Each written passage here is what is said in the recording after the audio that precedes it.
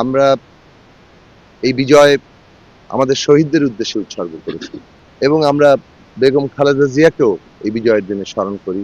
আমরা বেসরকারিভাবে মাথাল মার্কা বিএনপি গণসংহতি আন্দোলন সহ যুগপৎ জোটের প্রার্থী হিসেবে আমরা এখানে বেসরকারিভাবে নির্বাচিত হয়েছি ৯৬,০০০-এর উপরে ভোট পেয়ে, যদিও এখনো পূর্ণ সংখ্যা পোস্টাল ব্যালট সহ যুক্ত হবে এবং সেটা প্রকাশিত।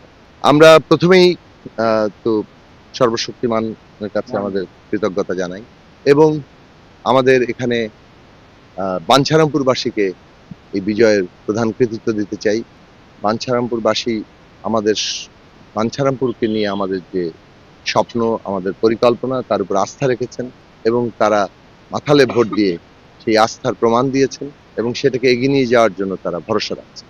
আমরা এই বিজয় আমাদের শহীদদের উদ্দেশ্যে উৎসর্গ করেছি। বিশেষভাবে ফ্যাসিবাদ বিরোধী লড়াইয়ে যারা শহীদ হয়েছেন, যারা জুলাই আগস্টে লড়াইয়ে শহীদ হয়েছেন এবং আমরা বেগম খালেদা জিয়াকেও এই বিজয়ের দিনে স্মরণ করি, যিনি আমাদের পুরো আন্দোলনের মধ্যে একটা ভরসা আছে। আমি বাঞ্ছারামপুরবাসীকে আমার কৃতজ্ঞতা, ভালোবাসা এবং ধন্যবাদ জানাই।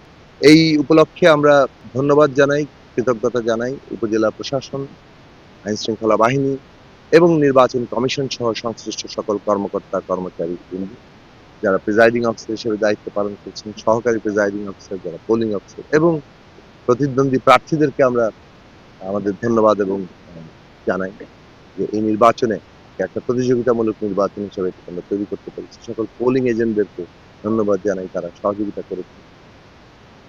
আমরা ধন্যবাদ জানাই গণমাধ্যমকে।